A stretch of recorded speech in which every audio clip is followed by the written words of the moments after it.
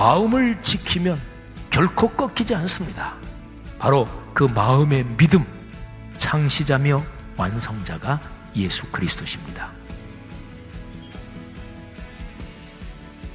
나사로를 죽은 자 가운데서 살리심으로 예수님이 부활의 주인공 되시고 주관자 되심을 이제 드러내시는 그 기회로 삼으신 거죠. 하나님의 뜻이 아니면 죽지 않습니다.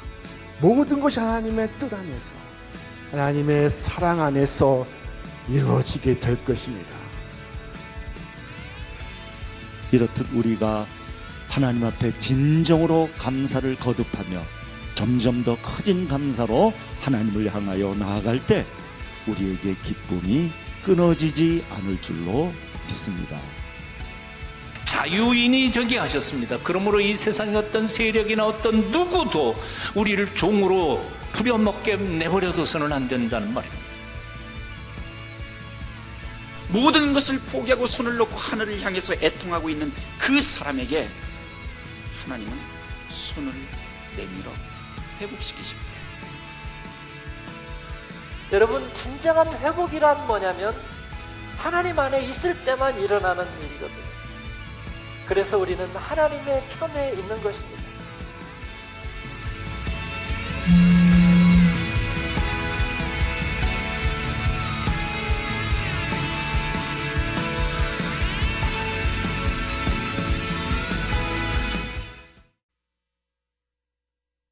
한가을 말씀 사경의 둘째 날 함께 예배하는 여러분 모두를 주님의 이름으로 축복합니다. 이 시간 찬양으로 하나님께 영광 돌리겠습니다.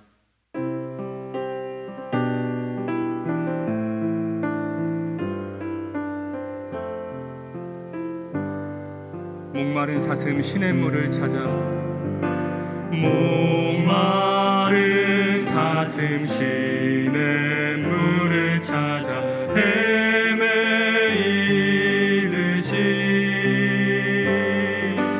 내 영혼 주를 찾기에 갈급하나이다. 주님만이 나의 힘, 주님만이 나의 힘, 나의 방패, 나의 참 소망, 나의 몸 정성 다 바쳐서 주님 경배합니다.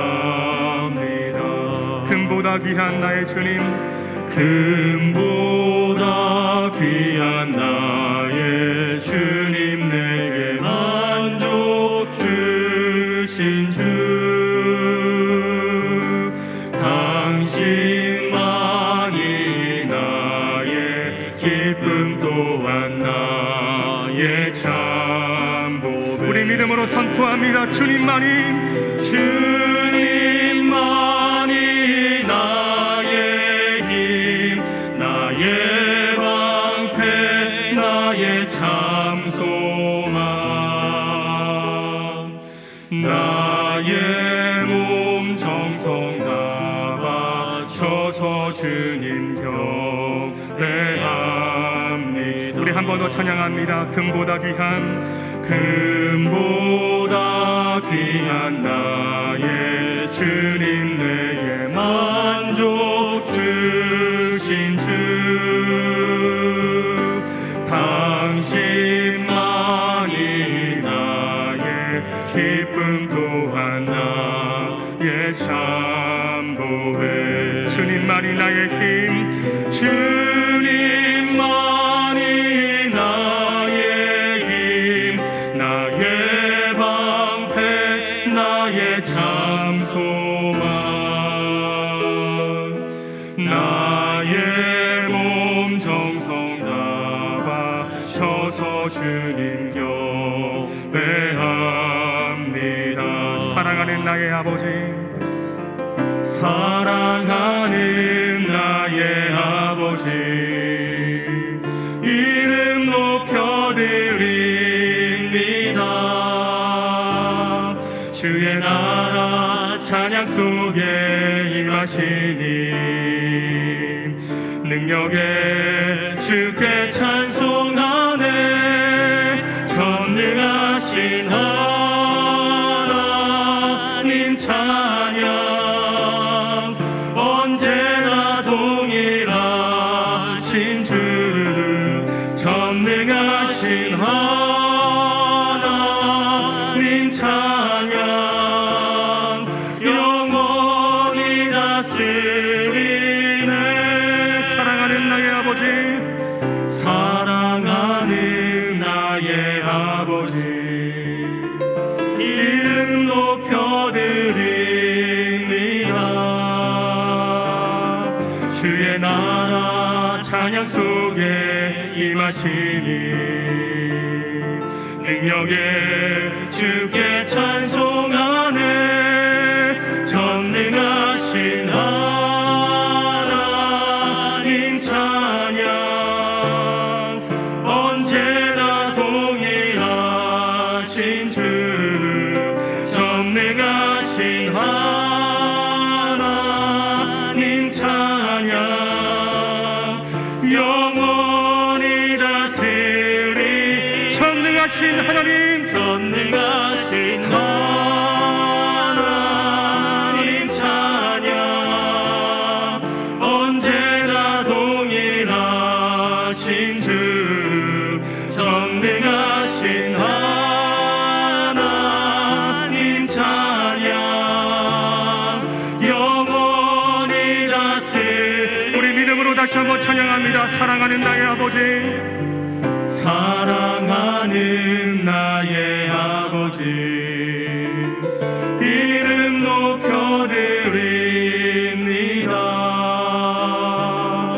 주의 나라 찬양 속에 임하시니 능력에 주께 찬송하네. 전능하신 하나님 찬양. 언제나 동일하신 주 전능하신 하나님 찬양. 영원히 다스리 전능하신 하나님, 전능하신 하나님 찬양. 언제나 동일하신 주 전능하신 하나님 찬양. 영원히 다스리네. 우리 지금 성령님을, 우리 지금 성령님을 환영합니다.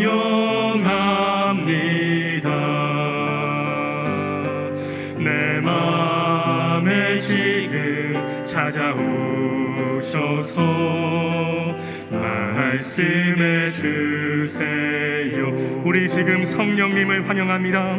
우리 지금 성령님을 환영합니다. 내 맘에 지금 찾아오셔서 말씀해 주세요. 주의 보혈 덮으사, 주의 보혈 덮으사 깨끗하게 하시고 성령님의 능력으로 새롭게 하소서. 성령님 내 손 잡아주세요. 눈을 들어 하늘을 바라봅니다. 환한 미소로 나를 안으사 주의 빛 비추게 하소서. 성령님 내 손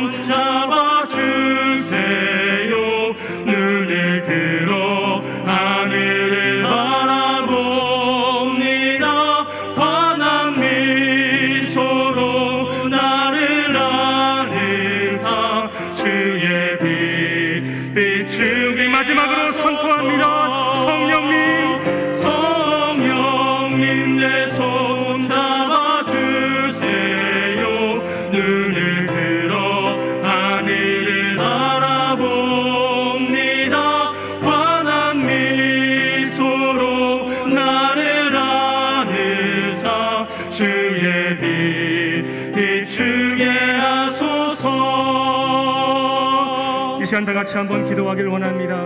말씀 사경의 둘째 날 하나님의 임재를 구하며 나아갑니다. 각 가정마다 하나님의 충만한 은혜를 부어주시고 말씀 전하시는 김강태 목사님을 붙잡아 주셔서 그 말씀이 우리의 심령에 잘 새겨져서 우리의 삶으로 이어지는 귀한 말씀이 되게 해달라고 이 시간 각 가정에서 통성으로 다 같이 기도합니다.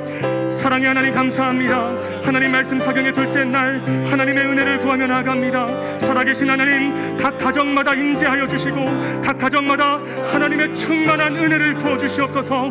하나님의 말씀을 사모하며 예배하는 우리 말씀 삶 공동체 가운데 하나님 예비된 축복을, 예비된 은혜를 충만히 부어주셔서 하나님이 말씀하시는 것, 하나님의 말씀하시는 의도를 파악하며 하나님의 말씀을 마음속 깊이 새기는 귀한 시간 될 수 있도록 주님 아버지 인도하여 주시옵소서.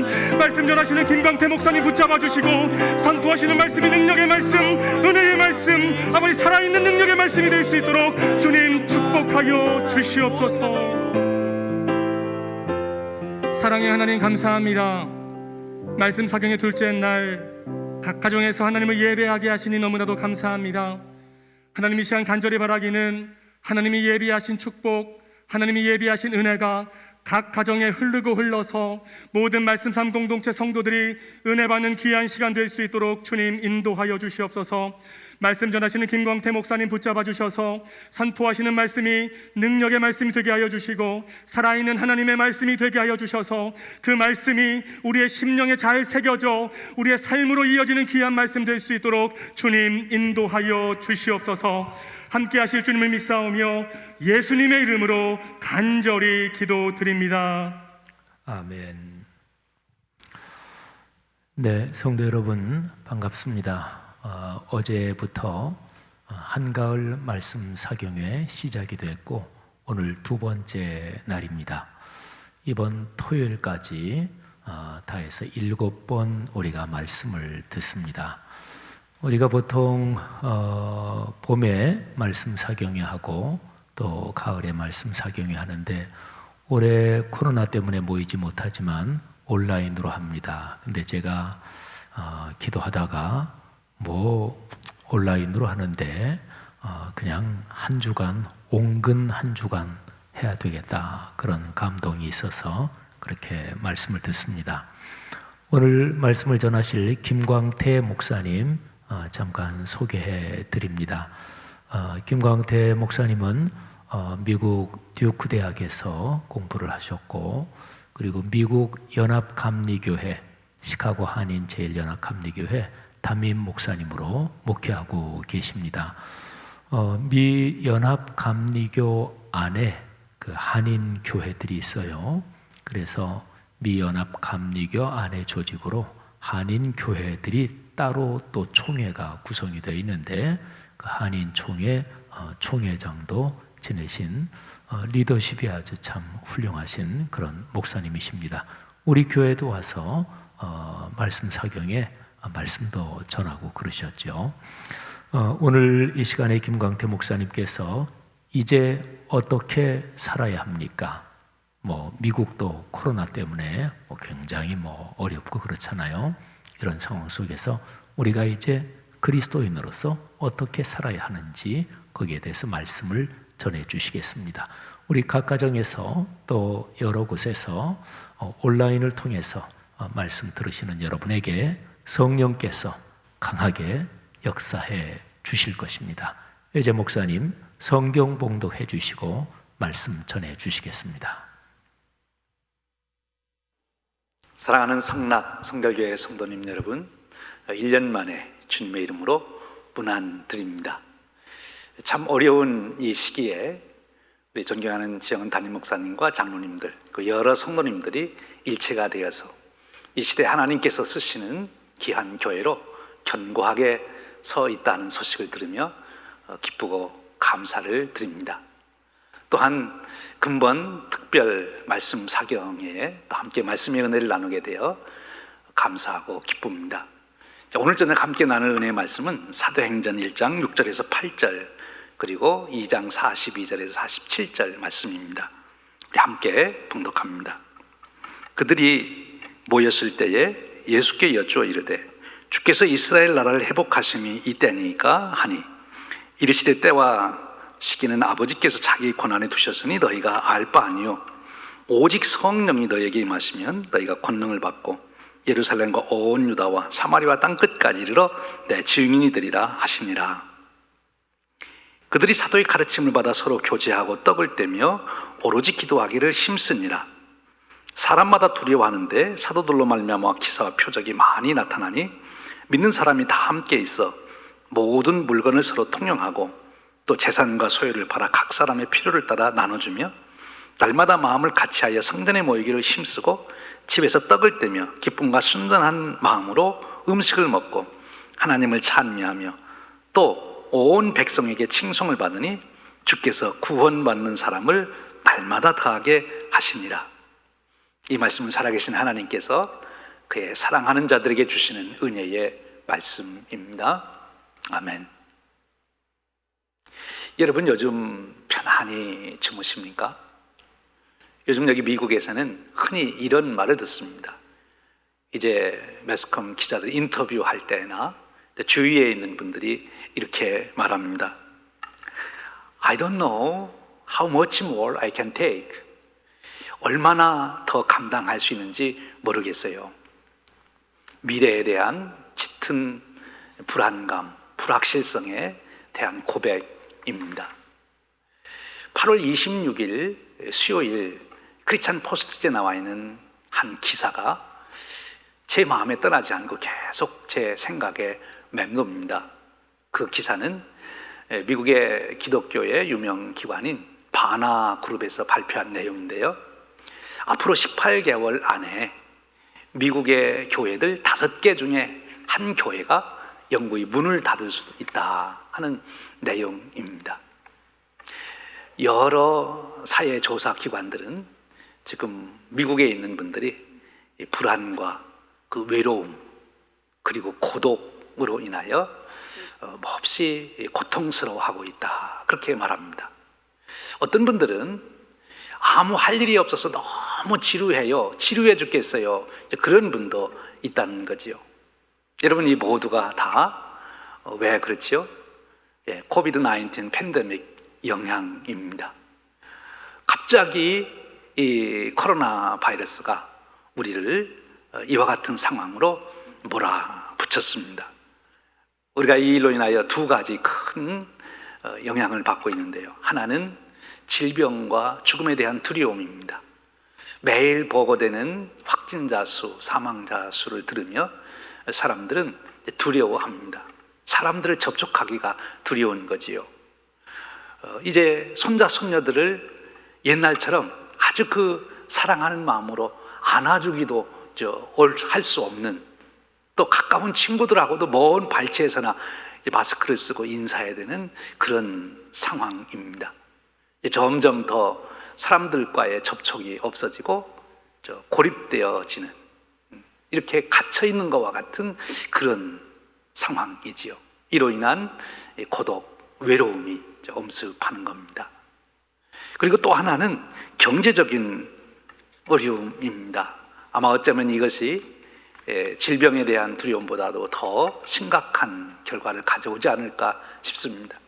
그동안 정말 안전하다고 생각했던 생활의 기반, 이 경제적 삶의 터전이 송두리째 무너져서 두려움을 갖게 되는 거지요. 지나가다 쇼핑센터들을 보면 가게들이 하나 둘 문을 닫는 가게들이 늘어나는 것을 봅니다. 또 우리 성도님들 중에는 이렇게 말합니다. 목사님, 지금 그래도 몇 달은 정부에서 지원해준 Unemployment Fund, 이 실직 지원금을 가지고 살았는데 이제 앞으로 어떻게 살아야 되는지 모르겠어요. 이 스몰 비즈니스를 하는 분들이 특별히 이런 어려움을 겪고 있습니다. 이 코로나 팬데믹이 가져온 영향이다 이렇게 봅니다. 여러분, 지금 우리는 어떻게 살아야 됩니까? 이제 교회적으로 봐도 그렇습니다.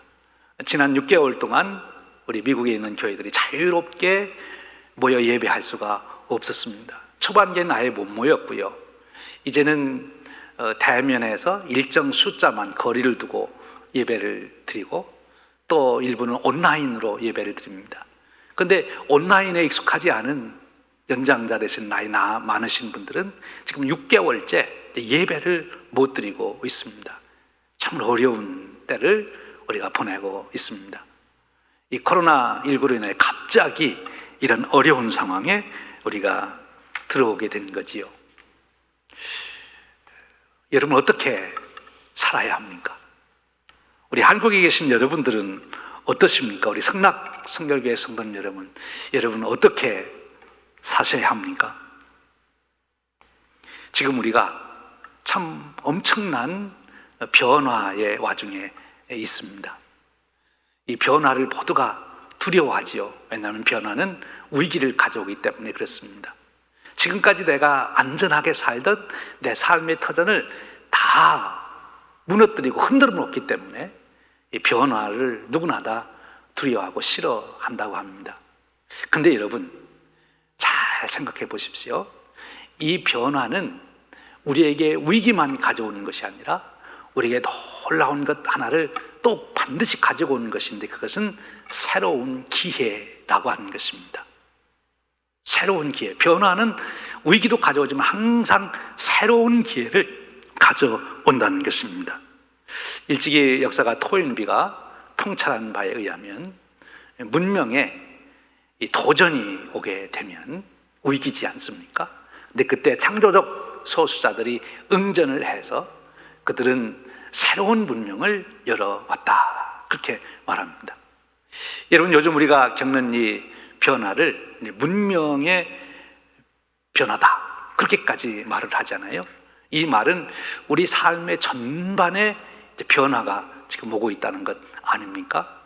그 말을 좀 바꿔서 말하면 이제 우리가 삶의 모든 부분에 위기도 오지만 또 삶이 총체적으로 새로운 기회를 마련할 수도 있다고 보는 것입니다. 여러분 오늘 저녁 저는 바로 이제 우리에게 다가온 이 변화 속에서 우리는 어떻게 새로운 기회를 얻는 새롭게 새 세상을 열어가는 그런 답을 얻을 것이냐 이 질문을 놓고 함께 은혜를 나누고자 합니다. 이제 우리 어떻게 살아요? 라고 하는 이 질문 앞에서 바로 이렇게 살면 우리는 새로운 기회, 새로운 세상을 열어가는 축복을 누릴 수 있습니다. 그 길을 함께 찾으며 은혜를 나누고자 합니다. 여러분 사실 이와 같은 어려움, 이제 우리가 어떻게 살아요? 삶의 기반이 송두리째 무너져서 그런 질문을 하는 사람들은 비단 우리들만이 아닙니다. 교회 역사를 살펴보면 AD 80년, 90년경에 성도님들이 바로 그와 같은 위기 속에서 그런 질문을 했던 것이지요. 우리가 이제 어떻게 살아야 합니까? 하는 그런 질문입니다. 우리가 이 AD 80년, 90년경에 이 성도님들이 경험했던 일, 그리고 그들이 그 상황에서 발견했던 그 답을 우리도 함께 찾는다면 오늘 우리도 현재 우리가 당하고 있는 이 위기 속에서 우리는 새로운 길을 열어가는 놀라운 축복을 누릴 수 있습니다. AD 80년, 90년경에 살아갔던 그분들은 군사력도 없었습니다. 정치력도 없었습니다. 재산도 없었습니다. 사회적 기반이 없었습니다. 그럼에도 불구하고 그들은 그 답을 찾았어요. 어떻게 살아야 하는가?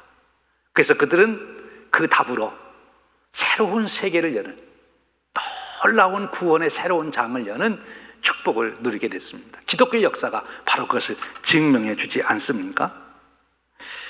이 AD 80년, 90년경에 이 그리스도인들, 그분들은 도대체 어떤 위기를 경험했고 그들이 찾은 답은 무엇입니까? AD 80년, 90년경 이 성도님들은 큰 박해를 당하고 있었습니다. 두 가지 박해인데요. 하나는 같은 동족인 유대인들로부터 당하는 박해입니다. 바로 AD 70년 디도 장군에 의해서 예루살렘이 완전히 멸망한 다음에 유대인들이 온 세계에 흩어지게 되죠. 로마 제국 안에서. 또 역시 예루살렘의 기독교인들도 다 흩어지게 됩니다. 유대인들이 가는 곳마다 회당을 만들어 놓고 유대인의 정체성을 유지해 가지요. 또 우리 그리스도인들은 이미 사도 바울이 세웠던 교회를 기점으로 해서 이제 교회를 세워가며 교회가 부흥하게 됩니다. 근데 바로 이 유대인들이 우리 기독교인들을 극심하게 박해를 하게 된 것이죠. 그 박해를 지금 AD 80년, 90년경에 교회는 겪고 있었습니다. 설상가상으로 더 큰 박해가 몰아쳤는데 그것은 로마 황제의 박해입니다. 로마 AD 60년에서부터 290년까지 로마의 10대 박해라고 하는 큰 박해가 있는데요. 바로 AD 80년, 90년경의 교회는 2차 박해의 직면에 있었습니다. 바로 도미티아누스 황제의 박해지요. 이 도미티아누스 황제는 초반에는 기독교에 대해서 관심을 갖지 않다가 그가 자신을 신으로 숭배하도록 자기를 금과 은의 형상으로 만들어 놓고 숭배하게 하고 또 유대인들이 예루살렘으로 보내던 헌금을 전부 로마 왕궁으로 보내라고 그렇게 요청하자 그것을 유대인들이 거절하지요. 그로 인하여 이 황제가 이제 특별한 법을 만들게 됩니다. 그때 기독교인들은 유대인들과 같은 그런 풍습을 지켰기 때문에 같은 유대인으로서 이렇게 핍박을 받게 되는 거지요.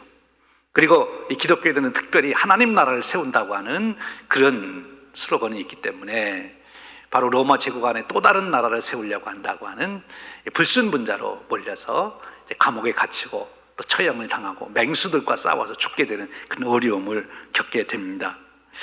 이 AD 80년, 90년 바로 이 도미티아누스 황제의 박해로 큰 어려움을 당하게 되는 거죠.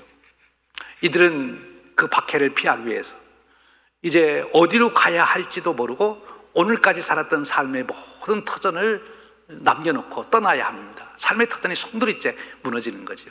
사실 로마 제국 안에 어디에 피할 곳이 없어서 그들은 결국 무덤 속으로 들어갑니다. 카타콤 시대가 이때 열리게 되는 겁니다. 사도 요한은 반모섬에 유배를 가는 그런 일을 또 당하기도 했지요. 바로 이때 AD 80년, 90년경에 성도님들은 질문하는 것입니다. 이제 우리가 어떻게 살아야 합니까? 이 질문에 대한 답으로 사도행전을 집필한 누가가 바로 이 사도행전을 통해서 그 답을 제시하고 있습니다. 사도행전이 그 질문에 대한 답을 가지고 있는 거지요. 여러분, 사도행전이 무엇입니까? 사도행전을 아주 간략하게 요약하면 성령님이 강림하시고 그래서 교회가 세워진 그 이야기 아닙니까? 그렇습니다.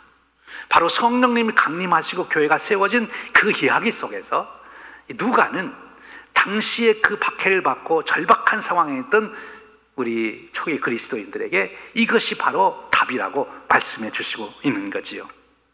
여기 아주 중요한 것이 있습니다. 그것은 이 누가가 지금 어떻게 살아야 되느냐고 하는 이 초기 당시 교회 성도님들에게 바로 교회가 무엇인지를 소개해 주고 있는 거예요. 또 그리스도인이 누구냐 하는 것을 소개하고 있습니다. 다시 말하면 그들의 정체성, 교회의 정체성, 그리스도인의 정체성을 누가는 정확하게 제시해 주심으로 바로 그 속에서 그들이 어떻게 살아야 하는지를 찾게 했다는 것입니다. 바로 이것입니다. 우리가 변화 속에서 어떻게 살아야 되느냐 질문할 때 우리가 답을 찾을 수 있는 곳이 있는데 그것은 바로 우리의 정체성입니다. 변화로 인하여 모든 것이 혼란스러운 그때 우리가 절대 놓치지 말아야 될 것, 그것은 우리의 정체성이죠. 지금 누가는 그것을 그 당시에 그리스도인들에게 제시하고 있는 것입니다.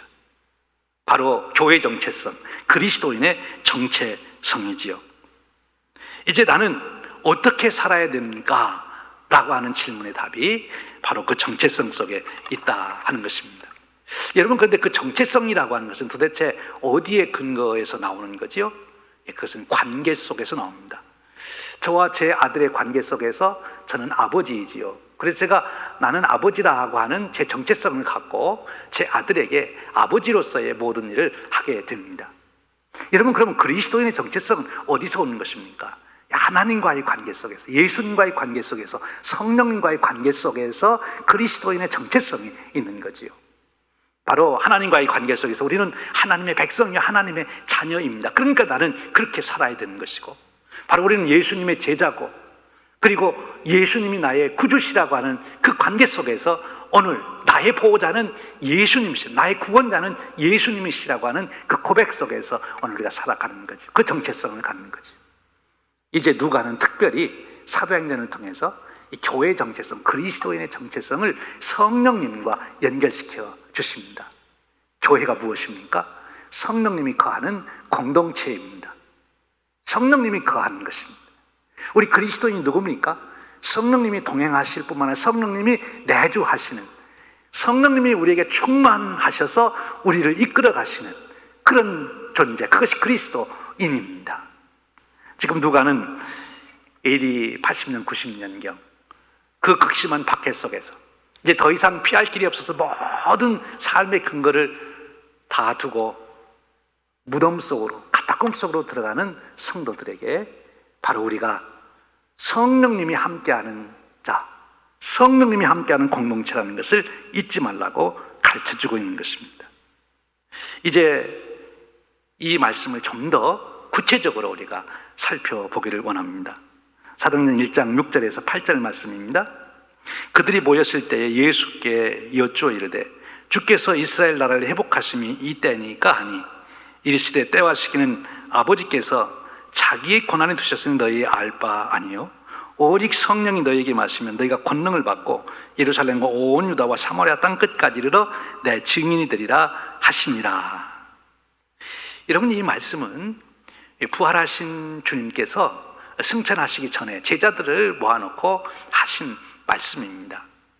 근데 왜 누가는 이 이야기를 그 당시 그 박해를 받고 피난을 가야 되고 카타콤 속에까지 들어가야 되는 그런 성도들에게 이 이야기를 해줄까요? 바로 지금 예수님의 제자들이 가지고 있었던 그 오해, 오류가 지금 이제 누가가 이 말씀을 전해주는 그 당시 사람들에게도 있었다는 거죠. 사실 오늘 우리에게도 있는 거죠. 오늘 누가가 한 말을, 전해준 말을 우리가 한번 살펴봅니다. 그들이 모였을 때 그들이 예수님께 묻습니다. 주께서 이스라엘 나라를 회복하심이 이때입니까?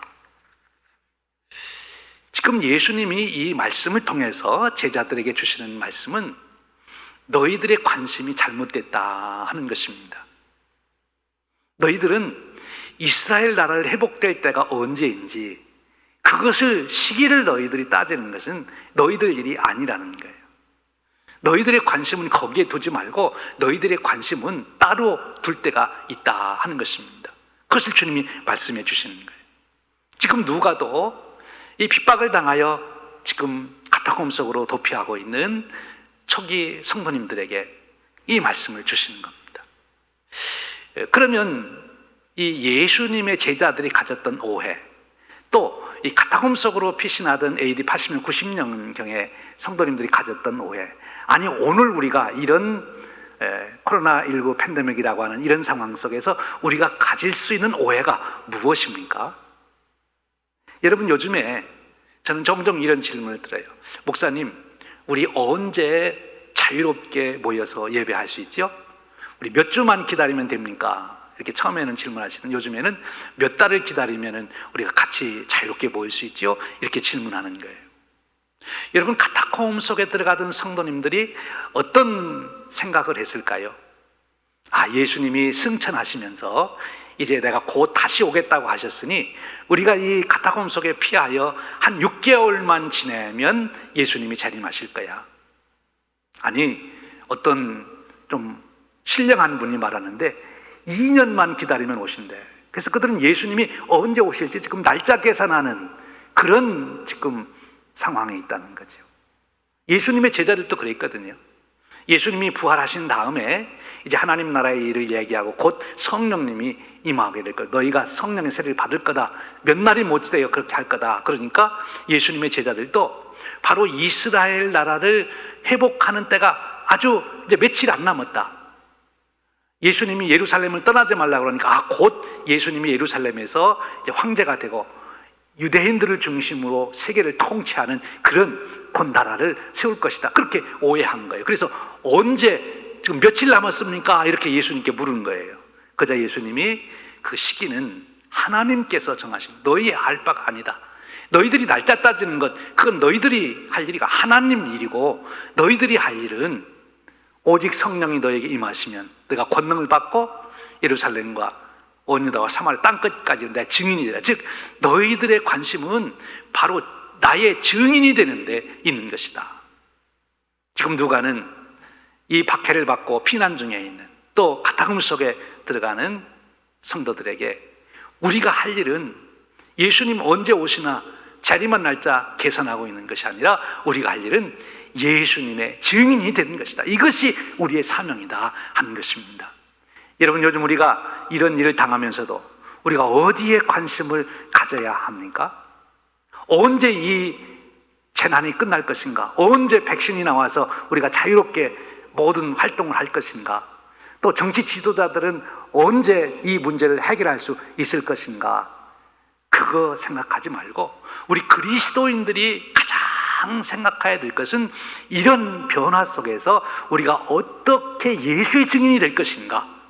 예수의 증인이 된 것 그것에 우리가 관심을 가지라는 것입니다. 우리 성락 성결교회 성도님 여러분 많은 질문이 있으시죠. 그러나 여러분의 가장 관심을 가져야 될 질문은 예수의 증인 된다고 하는 것 그것입니다. 어떻게 내가 예수의 증인으로 살 수 있을까 하는 거지요. 어떻게 할 수 있습니까? 예수님은 제자들에게 말합니다. 너희들이 내 증인이 되려면 너희들이 증인 되고 싶다고 되는 게 아니야. 절대적으로 필요한 것이 있어. 그것은 무엇인가 하면 권능이다. 너희들이 권능을 받아야 내 증인이 될 수 있는 것이다. 그렇게 말씀합니다. 그런데 그 권능은 어떻게 얻을 수 있습니까? 그것은 성령님이 오셔야 된다. 오직 성령이 임하면 너희가 권능을 받고 그러면 내 증인이 된다. 지금 누가는 이 박해 중에 피난을 하고 있는 그 당시 성도님들 가타금 속에 이제 피신하여 신앙생활을 이어가는 그 성도님들에게 바로 우리는 성령님께서 오셔서 바로 우리가 권능을 받아야 우리가 증인으로서 살게 되는 것이다. 그러니까 우리는 증인되는 일에 권능을 받는 일에 그리고 성령님이 임하시는 일에 우리가 관심을 가져야 된다. 그 말씀을 주시고 있는 것입니다. 거기에 해답이 있다는 것입니다. 여러분 AD 80년, 90년경의 성도님들은 이 말씀을 우리가 어떻게 살아야 합니까? 하는 답으로 받았습니다. 이미 예수님의 제자들도 그것을 답으로 받았지요. 그래서 그들이 성령님을 기다립니다. 이제 이스라엘 나라 회복하는 때가 언젠가 그거 계산 안 하고 그들이 성령님을 기다립니다. 그리고 성령님이 임합니다. 그래서 그들은 권능을 받습니다. 그래서 예수의 증인이 됩니다. 그랬더니 어떤 결과가 나타났습니까? 베드로가 설교할 때 하루에 3,000명이 구원을 받는 역사가 일어나잖아요. 예루살렘 교회가 순식간에 메가처치가 되는 것입니다. 하나님은 그 일을 통해서 역사한 것입니다. 그렇습니다. 바로 이제 누가가 이 말씀을 전하던 AD 80년, 90년경의 성도님들도 이제 자기들이 할 일은 로마 황제가 언제 이 박해를 끝낼 것인가, 유대인들은 언제 우리와 화해하고 동족의 사랑을 베풀 것인가, 세계는 어떻게 바뀔 것인가, 예수님은 언제 오시나, 그런 날짜, 그런 어떤 정치적인 그런 변화를 기대하는 것이 아니라 지금 그들은 오직 집중해야 될 것은 예수님의 증인되는 일, 권능을 받는 일, 그러기 위해서 성령님이 임하시는 그 일에 관심을 갖게 됐다고 하는 거예요. 사랑하는 여러분, 바로 오늘 우리의 답도 여기에 있습니다. 오늘 우리가 겪고 있는 이 문제를 헤쳐나가고 오히려 이 변화 위기에서 우리는 새로운 시대를 여는 축복의 사람이 되기 위해서 우리가 할 일은 바로 예수의 증인 일에 집중해야 하는, 권능을 받는 일에 집중해야 돼. 즉 성령님이 우리에게 임하시도록 해야 된다는 것입니다. 그럼 어떻게 하는 것이 성령님이 임하시는 일을 이룰 수 있습니까? 예, 성령님이 원하시는 때에 오시겠지요. 그러나 우리가 할 일이 있다는 거지요. 예수님의 제자들은 어떻게 했습니까? 예수님께서 성령님이 임하면 권능을 받고 내 증인이 된다고 하실 때 그 성령님이 오시기를 예수님의 제자들이 기다렸는데, 바로 그것이 누가가 당시에 그리스도인들에게 주고자 하는 답이었고 오늘 우리에게 주시는 답이 된다 하는 것입니다. 그들은 기다렸습니다. 그런데 그들이 기다림이 어떤 기다림이었습니까? 예, 그 당시로 돌아가 보면 예수님이 이제 부활하시고 40일째 승천하셨으니까, 그리고 오순절날 성령님이 임하셨으니까 대략 한 일주일 정도 이상 이 예수님의 제자들이 기다렸어요. 근데 어떻게 기다렸어요? 그들은 모여서 오로지 기도에 힘썼다. 성경은 그렇게 증언합니다. 지금 누가가 당시 핍박을 당하는 성도들에게 주고자 했던 메시지가 그것입니다. 우리가 할 일은 성령님이 오시기를 기다려야 되는데 어떻게 기다려야 되느냐? 바로 우리가 집중적으로 기도하며 기다려야 된다는 것입니다. 사랑하는 여러분, 우리 성락 성결교회 성도 여러분들 기도 열심히 하시죠. 그런데 이제 특별히 성령님이 또 한 번 새롭게 임하시도록 여러분들이 기도에 힘쓰시기를 바랍니다. 사실 이런 질문을 우리가 할 수 있어요. 성령님 그냥 오시려면 그냥 1시간 만에 오시지 꼭 그렇게 일주일 동안 제자들이 기도하고 나서야 성령님 오십니까? 꼭 우리들이 모여서 이렇게 여러 날을 기도해야 성령님 오시면 그냥 바로 오시면 안 됩니까? 예, 성령님에게는 그렇게 오셔도 문제가 없는데 문제는 우리 인간들에게 있는 거지요.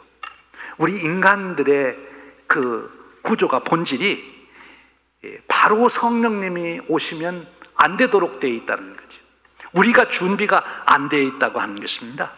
그래서 우리가 준비하는 시간이 필요하다는 거예요. 성령님이 오시면 성령님을 수용할 수 있는, 성령님을 모실 수 있는 그 준비를 하기 위해서 우리가 지금 오로지 기도에 힘쓰는 시간을 가져야 된다 하는 것입니다.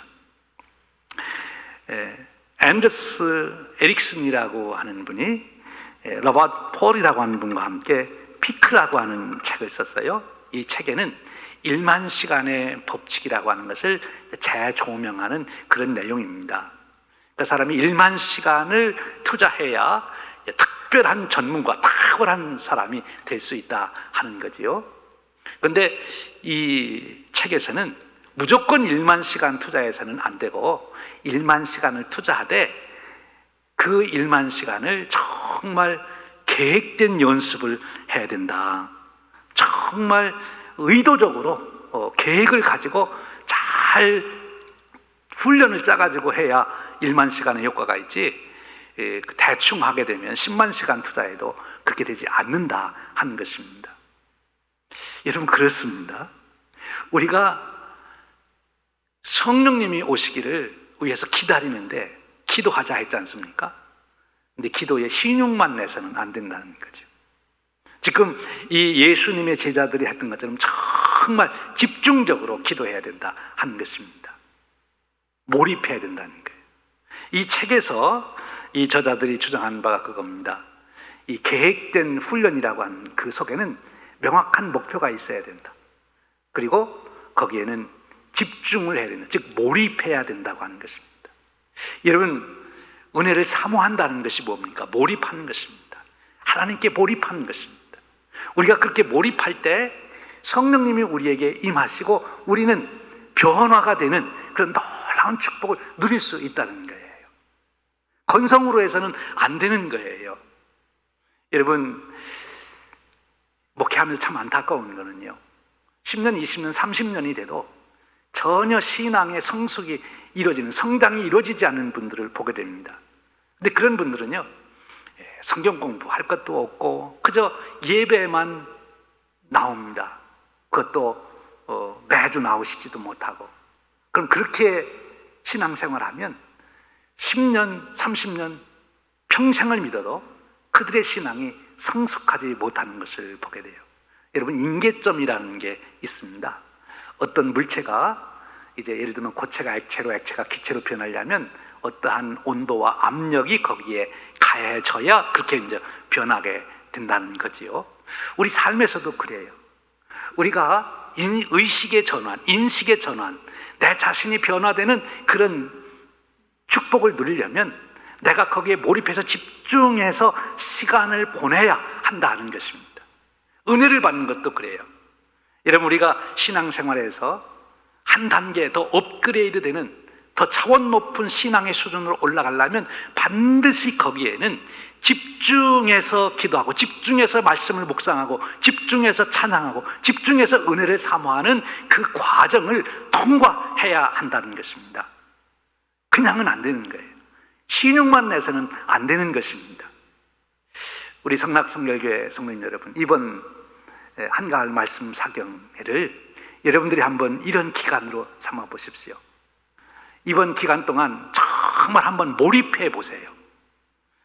이 집회에 참석하기 위해서 미리 준비하고 말씀을 읽고 오시는 강사님들 위해서 기도하고 말씀 주신 것 붙들고 다시 기도하고 정말 하나님 내게 은혜를 주십시오 하고 그 깊이 묵상, 또 주신 말씀을 또 생각하고 또 묵상, 미리 생각하고 묵상하고 기도에 집중하고 말씀에 집중하고 찬송에 집중하고 그런 기간을 여러분들이 보내셔야 여러분들이 성령님이 임하셔서 여러분들이 바로 신앙이 업그레이드 되는 한 단계 더 성숙하는 그런 축복을 누리게 된다는 거예요.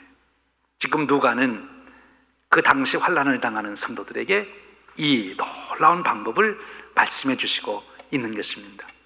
오늘 사랑하는 여러분 모두에게도 이런 축복이 함께 하시기를 주님의 이름으로 축원드립니다. 그런데 여러분, 이제 예수님의 제자들이 그렇게 정말 몰입해서 기도를 했어요. 그리고 예수님이 자기들에게 했던 말씀을 다시 몰입해서 묵상하면서 정말 그들이 성령님이 임하셔서 의식의 전환, 세계관의 전환, 정말 거듭나는 놀라운 역사가 일어났어요. 그러면 다 됐습니까? 아니라는 거예요. 거기 한 가지 더 필요한 것이 있다는 거죠. 42절에서부터 47절 말씀입니다. 그들이 그런 은혜를 경험해서 어떤 일이 일어났습니까? 42절부터 47절까지 보면 그들에게 새로운 일이 일어났습니다. 그 새로운 일이 뭡니까? 그동안 생활해 보지 않았던 새로운 생활을 그들이 시작하게 된 거예요. 무엇입니까? 사도의 가르침을 받습니다. 서로 교제합니다. 떡을 떼며 기도하기를 힘씁니다. 그리고 함께 모여서 물건을 서로 통용합니다. 재산과 소유를 팔아 각 사람의 필요를 따라 나눠줍니다. 마음을 같이하여 모이기를 힘쓰고 집에서 떡을 떼며 기쁨과 순전한 마음으로 음식을 먹습니다.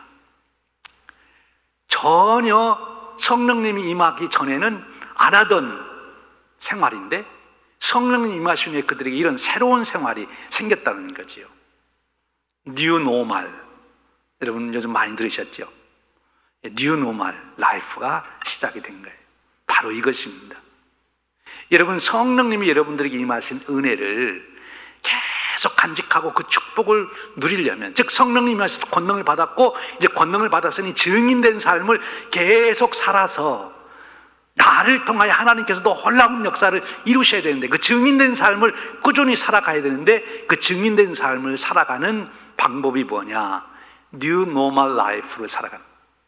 그러니까 성령이 임하신 후에 다시 내 삶의 새로운 일상의 삶을 만들어야 된다 하는 것입니다. 오늘 여러분, 우리 성락성결교회 성도님 여러분, 여러분의 삶에 바로 이런 은혜의 수단이 새롭게 만들어지시길 바랍니다. 이번 코로나19 팬데믹으로 인하여 우리는 그 전에 생활하던 것 중에 이제 안 하는 것이 있고, 그것이 생겼기 때문에 다시 우리가 시작한 일들이 있습니다. 그 다시 시작한 일들 참으로 중요한 거예요. 나는 그 전이나 지금이나 아무것도 변한 것이 없습니다. 그런 사람들은 큰일입니다. 곧 도태가 됩니다. 그런데 나는 이런 변화 속에서 그동안 안 하던 새로운 일을 내가 시작했는데 그것을 지금 일상의 삶으로 계속하고 있습니다. 그런 사람들은 생존해 갈 수 있어요. 새로운 변화에 적응해야 한다는 것입니다. 적자 생존입니다. 적응하지 못하면 도태되는 것입니다. 여러분, 이제 시대가 바뀌었습니다. 소위 문명의 변화라고 말을 하기도 합니다. 이 변화에 맞는 하나님의 은혜를 누릴 수 있는 수단을 우리가 다시 만들어서 셋업해서 그것을 이어가야 한다는 거예요. 무엇이 여러분의 은혜의 수단입니까? 그건 여러분들이 이제 각자가 찾으셔야 됩니다. 또 교회적으로 만들어야 합니다. 여러분, 이것을 가장 잘했던 사람 한 사람이 누군가 하면요, 다니엘이라고 하는 사람이에요. 이스라엘 나라가 멸망을 당했습니다. 성전이 파괴됐습니다. 그들은 오직 성전에서만 하나님께 예배할 수 있는 줄 알았는데 성전이 파괴됐으니 더 이상 예배할 수가 없다, 그렇게 이스라엘 사람은 생각했어요. 그런데 다니엘은 은혜를 받는 수단, 하나님께 예배하는 수단을 새로 만들었습니다. 무엇이었습니까? 자기 집에 방에, 윗방에 올라가서 예루살렘을 향하여 문을 열어놓고 하루에 3번씩 기도하는 거였어요. 그 3번씩 하루에 기도함으로 그는 하나님의 은혜를 여전히 성전 예배를 드릴 때처럼 누렸고, 그래서 그는 제국이 망하고 황제들은 바뀌어도 다니엘은 안 바뀌었어요. 나라가 바뀌는데도 다니엘은 계속 하나님의 쓰임을 받는 위대한 삶을 살아갑니다. 무엇입니까? 뉴 노멀 라이프를 일상화해서 살아갔기 때문에, 은혜의 수단을 새로 만들어서 살았기 때문에 그런 것입니다. 여러분, 여러분에게도 지금 이 변화되는 상황 속에서 하나님의 은혜를 유지할 수 있는 은혜의 수단을, 통로를 여러분들이 다시 만들어서 그것을 여러분의 일상으로 지켜야 돼요. 이 다니엘이 기도하면 사자굴 속에도 죽인다고 하는데도 생명같이 그것을 지켰습니다. 여러분들이 자유롭게 성전 예배로 모일 때 그것을 생명같이 지켰다면, 이제는 여러분들이 다시 하나님께 예배드리는 새로운 방법을 가지고 생명같이 지켜야 된다 하는 것입니다. 기도하는 것도 그렇고요. 지금 사도행전에 나오는 이 예루살렘 성도님들은 성령이 임하였습니다. 권능을 받았습니다. 그 권능을 유지할 수 있는, 그래서 예수의 증인으로서 계속 나타낼 수 있는 방법을 지금 여러 가지를 그들이 개발해서, 오늘 말씀에 보면 일일이 우리가 그걸 살펴보시면 보십시오. 여러 방법을 개발해서 그것을 자기들의 일상의 생활로 지금 살아가고 있는 거예요. 그래서 그들은 예수의 증인의 삶을 삽니다. 그러니까 그 핍박 중에도 예루살렘 교회는 계속 부흥하는 거예요.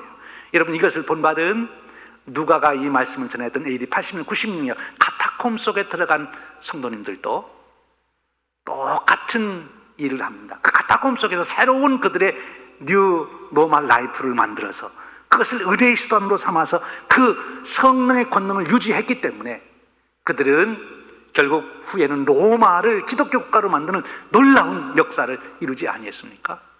새 시대를 여는 거죠. 오늘 우리들도 이런 변화 속에서 하나님의 은혜를 담아 유지할 수 있는 새로운 수단을, 은혜의 수단을 우리가 개발해서 그것을 생명같이 지킴으로 우리가 여전히 성령님이 우리에게 임하셔 주신 권능, 예수의 증인되는 삶을 끊임없이 드러내야 되는 거예요. 여러분, 그렇습니다. 오늘도 하나님은 예수의 증인을 원하십니다. 세상이 무슨 일이 일어나든, 전쟁이 일어나든, 질병이 횡행하든, 무슨 일이 났고 무슨 변화가 있든지 하나님이 원하시는 것은 예수의 증인이에요. 성령님이 원하시는 것은 예수의 증인입니다.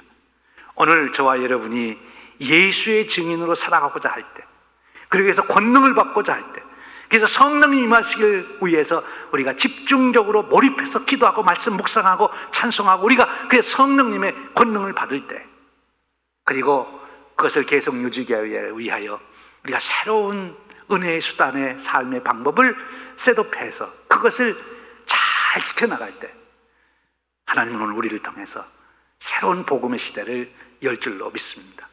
바로 여러분들이 그 주인공이 되시기를 주님의 이름으로 축원드립니다. 함께 기도하겠습니다. 하나님 아버지, 감사합니다. 지금 온 세상은 변화의 와중에서 갈 방향을 잃어버리고 혼돈하고 있습니다. 이때에 우리들을 부르셔서 귀한 말씀 주시며 우리가 누구인지를 확인시켜 주시니 감사합니다. 우리가 하나님의 백성이 하나님의 자녀요, 우리의 구원자는 예수님이시여, 우리와 함께 하시는 분은 성령님이시여, 성령님이 우리에게 임할 때 우리는 권능을 받고 예수의 증인으로 살 수 있는 존재임을 일깨워 주시니 감사합니다. 어떤 변화와 상황 속에서도 예수의 증인됨을 바로 바라보게 하시고 권능을 사모하게 하시고 성령님 임하실 것 사모하게 하시고 집중함으로 성령님의 권능을 받게 하시고 이제는 더 나아가 내 삶 속에서 그 은혜를 누릴 수 있는 새로운 일상의 삶을 새 시대에 맞게 개발하여 계속해서 예수의 증인으로 살아가는 놀라운 축복을 누리게 하여 주시옵소서. 우리 성락교회가 바로 그와 같은 놀라운 축복의 교회가 되도록 역사하여 주시옵소서. 우리 주님 예수 그리스도의 이름으로 기도하옵나이다. 아멘. 아멘. 성도 여러분, 김광태 목사님 전해주신 말씀에서 하나님께서 여러분에게 어떤 감동을 주시고 또 어떤 도전을 주셨습니까? 우리 들은 말씀에서 특별히 성령으로 충만해서 사는 뉴 노멀 라이프에 대해서 말씀해 주셨는데 우리 그 말씀 붙잡고 함께 찬양하겠습니다. 이 땅의 황무함을 보소서. 우리 간절한 마음으로 모두 함께 찬양하겠습니다.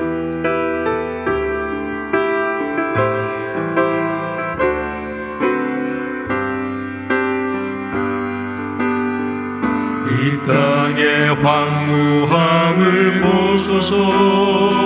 하늘의 하나님 긍휼을 베푸시는 주여, 우리의 죄악 용서하소서.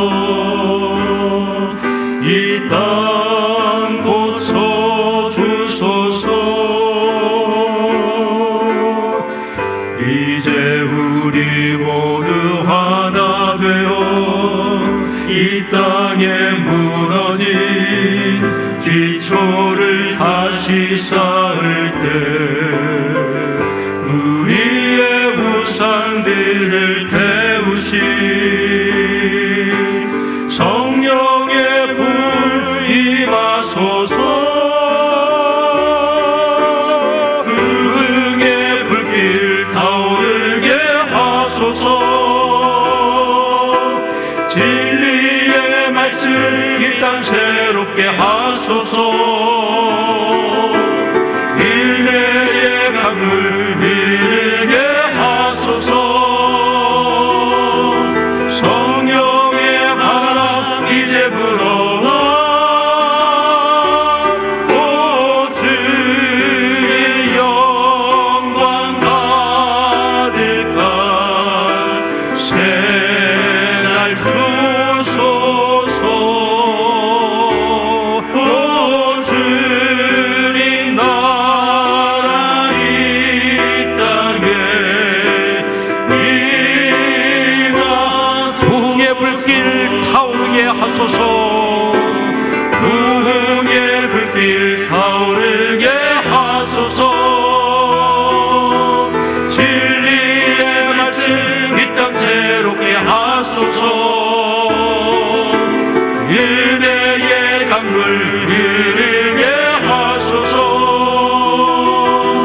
성령의 바람 이제 불어와.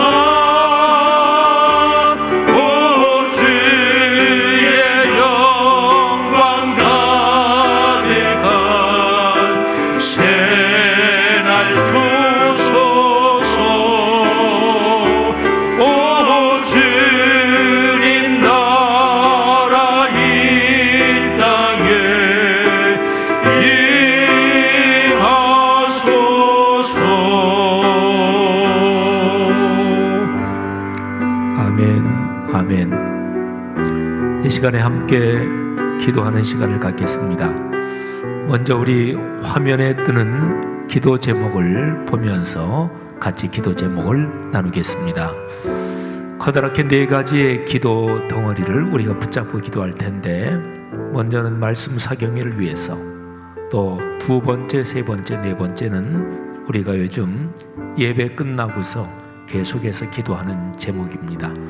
우리 각 덩어리의 기도 제목 한번 같이 보겠습니다. 자, 첫 번째, 우리 한가을 말씀 사경회를 위한 기도 제목 4가지입니다. 우리 각 가정에 계신 성도님들 다 함께 소리내서 읽으면서 4가지 기도 제목 먼저 하면 읽는 기도를 드리겠습니다. 자, 4가지 읽습니다. 강사님들이 전하시는 말씀에 성령께서 함께 하셔서 말씀이 삶이 되게 하옵소서. 우리 교회 모든 성도들의 영혼과 건강과 가정 경제에 큰 복을 받게 하옵소서. 하나님의 말씀과 기도로 더욱 아름답게 성숙하는 우리 교회가 되게 하옵소서. 한가을 말씀 사경에 참여하여 갖고 있는 기도 제목이 꼭 응답되게 하옵소서. 자, 2번째 덩어리입니다. 또 3가지 다 같이 읽습니다. 한국 교회와 우리 사회가 코로나19에서 깨닫고 새롭게 되어 이 시대를 성숙하게 걷게 하소서. 코로나 상황에서 우리에게 허여된 기회를 선용하여 대한민국이 오늘의 세계에서 지도력을 갖게 하소서. 코로나19의 치료제와 백신 개발에 지혜를 주시고 이런 의료품이 세계적인 공공재로 선용되게 하소서. 3번째 기도 덩어리입니다. 한국 교회와 세계 교회의 모든 그리스도인이 하나님의 백성으로서 그리스도의 길을 걸어가게 하소서. 이 세계의 교회가 그리스도의 몸으로서 공교회 의식을 갖고 복음 전파와 사랑 실천에 힘쓰게 하소서. 교회가 성령의 피조물로서 동아시아와 오늘의 세계에서 삼위일체 하나님의 사랑과 평화를 살리게 하소서. 마지막 4번째 기도 덩어리 3가지 각지 읽습니다. 우리 교회가 코로나19 상황에서 주님의 뜻을 깨달아 말씀 삼운동 온 세계 선교에 더욱 헌신하게 하소서. 우리 교회 모든 가족의 건강과 경제 활동에 각별한 은혜를 주시며 해외에 있는 가족들을 지켜주소서. 우리 교회가 다음 세대를 세우는 데 힘쓰며 한국 교회의 갱신과 우리 사회의 공공선에 기여하게 하소서. 성도 여러분, 4가지 우리가 다 읽으며 우선 기도했는데 우리 4가지 기도 제목 다 또 한번 끌어안고 기도하고 특별히 2가지에 집중해서 기도합시다. 오늘 김광태 목사님이 전하신 말씀이 우리의 삶으로 이어지게 하옵소서. New Normal Life, 성령에 충만해서 말씀과 기도로 신앙 공동체 안에서 살아가고 어떤 경우에도 용기가 꺾이지 않는, 어떤 경우에도 마음이 약해지지 않는 강한 담력을 가지고 걸어가는 우리 그리스도인이 되게 하옵소서. 성령으로 이 시간에 우리가 기도할 때 하나님께서 집에서 예배드리는 각 사람 머리에 안수하셔서 성령의 능력과 가슴에 뜨거움을 주시기를 간절히 원합니다.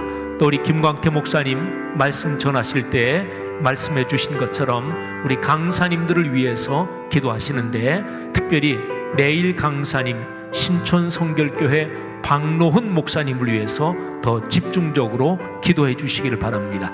이 시간 다 함께 3, 4분 정도 통성으로 기도하겠습니다. 하나님 아버지 은혜를 감사합니다. 이 시간에 우리 사랑하는 성도들이 간절히 하나님 앞에 간절히 기도하오니 하나님께서 이 시간에 우리의 기도를 응답해 주시기를 원합니다. 하나님 아버지, 우리 말씀 이 사경회에 말씀을 전해주시는 귀한 목사님들 축복해 주옵소서. 오늘 김광태 목사님을 축복해 주심을 감사합니다. 내일 말씀을 전하실 박노원 목사님을 축복하시고 수요일에 말씀을 전하실 박명철 목사님을 축복해 주옵소서. 목요일에 말씀을 전하실 우리 동숭교회 우리 목사님을 축복해 주시옵소서. 하나님 금요일에 말씀을 전하실 중앙루터교회 목사님을 축복해 주옵소서. 하나님 토요일에 말씀을 전하실 우리 프랑크푸르트 한마음교회 이찬규 목사님을 축복하여 주시옵소서. 하나님 아버지, 이 귀한 목사님들 한 분 한 분에게 지금 성령으로 안수하여 주옵소서. 김광태 목사님, 박노훈 목사님, 박명철 목사님, 서정호 목사님, 하나님 최주훈 목사님, 그리고 프랑크푸르트 한마음교회 우리 귀한 목사님 이찬규 목사님, 하나님이 축복해 주옵소서. 하나님, 그 목사님들이 전하시는 말씀 한 말씀 한 말씀이 성령의 능력으로 우리 교회 성도들의 마음속에 깊이 새겨지게 도우시기를 간절히 기도합니다. 하나님 아버지 기도합니다. 우리 교회 사랑하는 성도님들 오늘 들은 말씀 가슴에 끌어안고 기도하오니 하나님, 김광태 목사님이 대언하신 하나님의 말씀처럼 성령으로 충만해서 신앙 공동체 안에서 집중하고 몰입하여 기도하는 뉴 노멀 라이프가 되도록 주님께서 이끌어 주시기를 간절히 원합니다. 오 하나님 아버지, 간절히 기도합니다. 하나님, AD 80년 90년에 성도들이 핍박을 받으며 카타콤 지하 무덤으로 들어가서 거기에서 주님을 붙잡고 기도했던 것처럼 하나님 아버지, 코로나19 때문에 모이지 못한 이 상황 속에서 우리 사랑하는 성도들에게 하나님을 더 열망하는 마음을 주시고, 하나님 아버지, 인터넷으로 예배드리지만 하나님을 간절히 사모하는 마음을 가지고 기도하며 찬양하며 말씀을 묵상하도록 주님께서 이끌어 주시기를 주님 간절히 원합니다. 하나님 아버지, 성령의 능력으로 붙잡아 주시옵소서. 오 주여, 역사하여 주시기를 간절히 원합니다. 하나님 아버지, 오늘부터 또 토요일까지 계속 이어지는 이 한가을 말씀 사경에 매일 저녁마다 하나님께서 놀라운 은혜를 부어주시기를 간절히 바라옵고 원합니다. 오 주여, 축복하여 주시옵소서. 감사합니다. 할렐루야. 사랑하신 여러분, 한 번만 더 기도하겠습니다. 이 시간에 기도할 것은 한가을 말씀 사경에, 하나님 이 말씀 사경회 중에 우리 말씀삼 공동체 성락성결교회 성도들에게 큰 신앙의 담력을 주옵소서. 오늘 김광태 목사님 말씀 들으면서 저도 참 새롭게 깨닫고, 아 그렇구나, 사도행전의 이 말씀이 지하로 굴을 파고 들어가서 그 지하 무덤 카타콤에서 예배 드리는 성도들이 이 사도행전의 말씀을 읽었겠구나, 이 생각을 하면서 다시 한번 크게 깨달았습니다.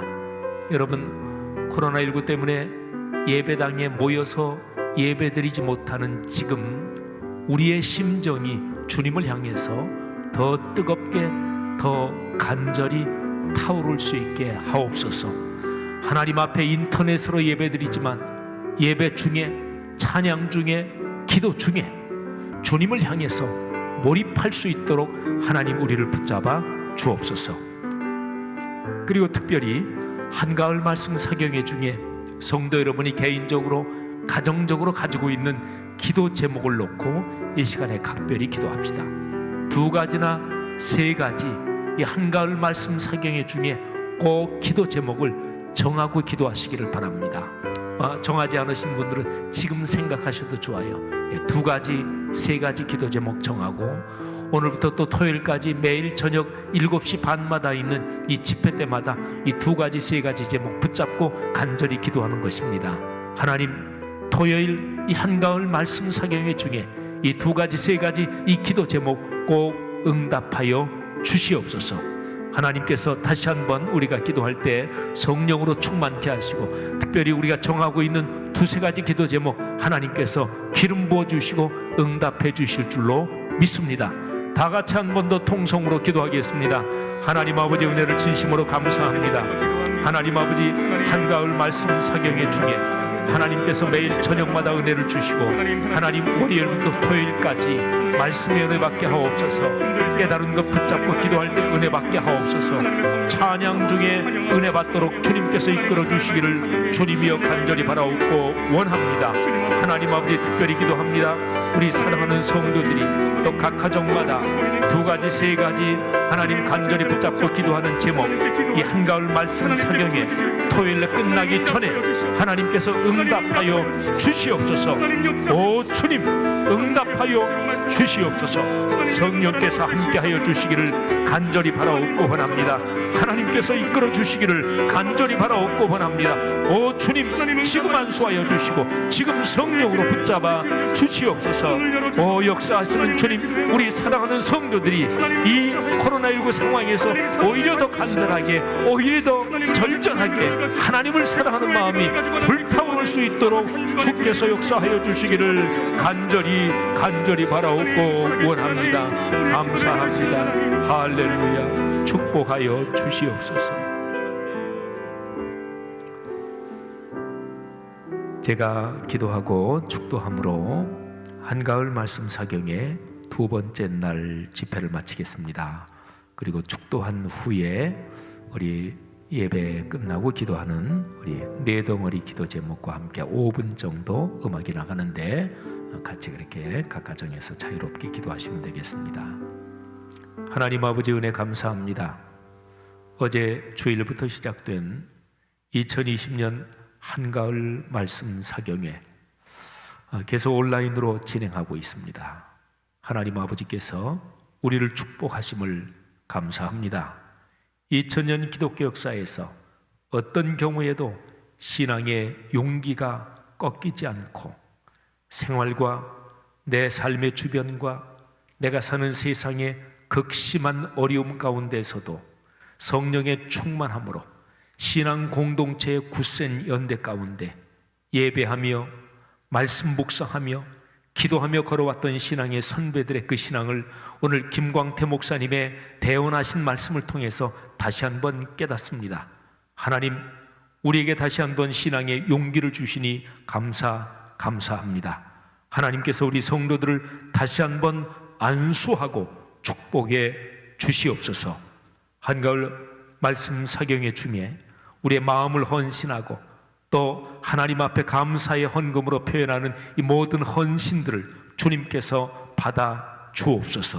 하나님, 매일 저녁마다 이어지는 이 귀한 집회에 토요일까지 우리가 각자 마음속에 붙잡고 기도하는 두세 가지 기도 제목, 말씀 사경에 토요일 끝나기 전까지 반드시 응답하여 주시옵소서. 하나님, 내일 말씀을 전하시는 신천교회 박노훈 목사님에게 성령으로 충만케 하시고 우리 모두가 또 마음문을 열고 준비되어 큰 은혜의 시간 되게 하옵소서. 감사합니다.